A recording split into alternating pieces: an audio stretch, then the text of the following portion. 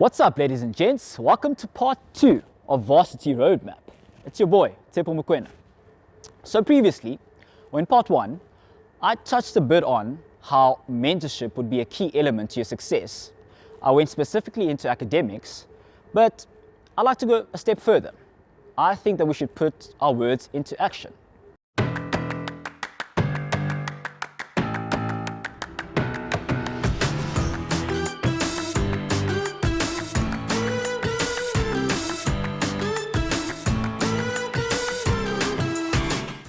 So when you think about mentorship, I'd like for you guys to think broadly about it. I mean, it's been prevalent all throughout your life. Think about your parents, think about your favorite teacher in your favorite subject, module. Think about that sports coach that you look up to so much, that senior, or perhaps that role model that you follow virtually. Mentorship. So guys, in this activity, I would like to challenge you guys to identify not 1, not 2, but 3 characteristics that you would like to have in a mentor.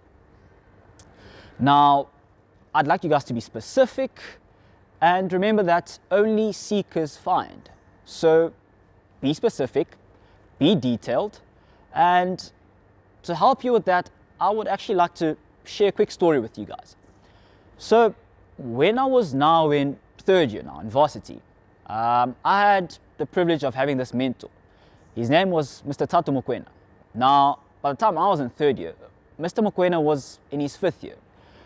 We'd gotten along well, we had similar passions, similar interests. Both were big football fanatics. Look, don't get me wrong, he probably supported inferior teams or the worst teams. Now I'm talking about your Orlando Pirates, Barcelona, and the like. But in building our relationship, he actually gave me his success formula. And he founded this success formula on 3 principles. The first one being conditioning. The second one being positioning. And the last one being execution. Now, conditioning related to preparation. Positioning entailed putting yourself in the right environment in order for you to develop. And execution, the most important one, entailed taking action. You guys might wonder what quality Mr. Mokoena had. Well, he had quite a few, but the most outstanding one was the quality of wisdom. And Mr. Mokoena also proved to me by his conduct that you do not need a title to be a leader. Success leaves clues, and I wish you guys a Mr. Mokoena too. So guys, remember, the challenge, the big challenge, is to identify not 1, not 2, but 3 characteristics that you would like to see or like to find in a mentor. So guys, moving over to the second activity then. And this specific activity now is geared more towards self-awareness. I want to challenge you guys to identify not 1, not 2, but 3 qualities or skills that you would bring to a team. You guys are familiar with the saying, to thine own self always be true, and it should follow, as the night does the day, thou canst not be false to any man. So, what do you possess? You possess a lot. I know that, you know that too. But identify your strengths, or the strengths that you would bring to a team. So guys, be specific about the qualities that you possess, the skills that you can bring to a team. Now, why would it be important for you to list these skills? Well, again, like I said, it's more about self-awareness, but also in your work endeavors in Varsity, you're probably going to be required to work within a team. So it is probably in your best interest to know what you would bring to that specific team. And if not you, then who? And if not now, then when? So again, ladies and gentlemen, not 1, not 2, but 3 skills or qualities that you would bring to a team. And now, for another story. So, teamwork makes the dream work, right? In my Varsity career, I had the special privilege of serving as the chairperson or president of one of the residences at the university. Now, I worked with a team of 11 other guys, and together we had the small task of leading 300 odd other gentlemen in a residence context.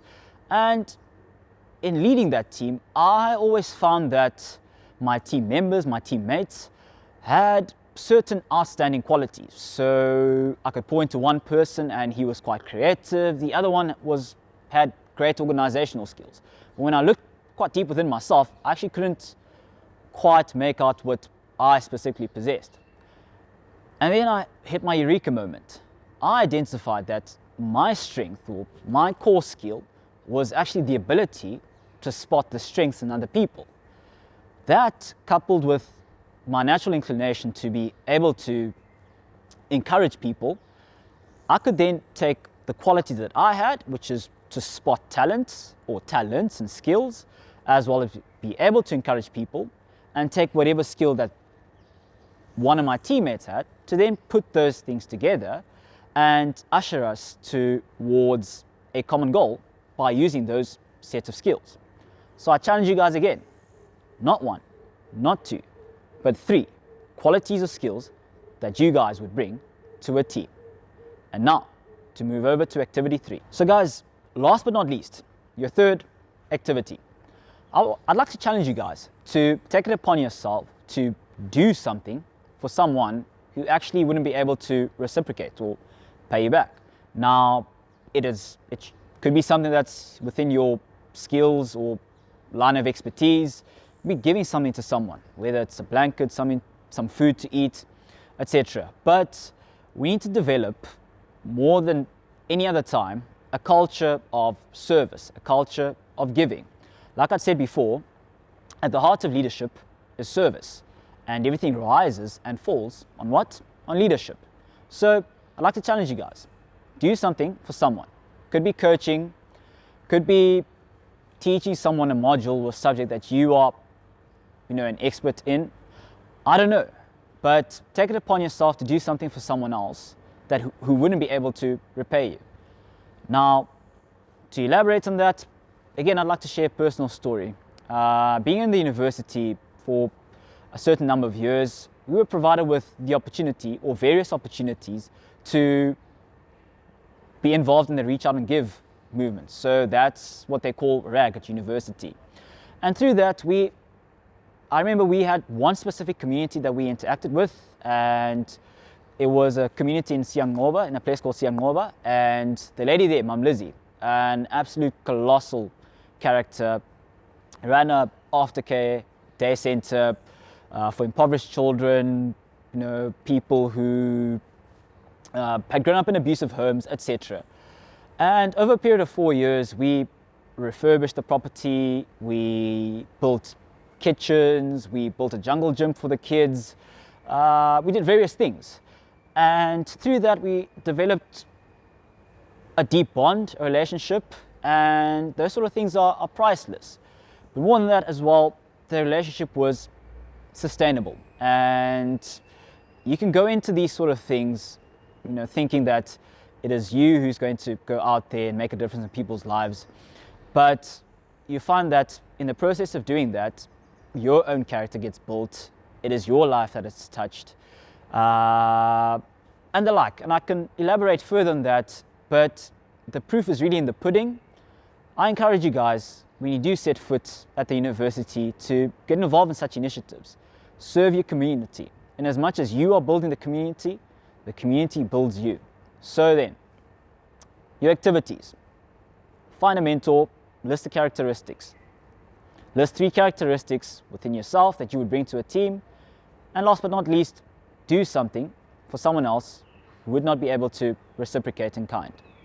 And that, I believe, ladies and gentlemen, will hold you in good stead in terms of developing as a servant leader. And I trust that you guys will enjoy it. That concludes part 2 of this video.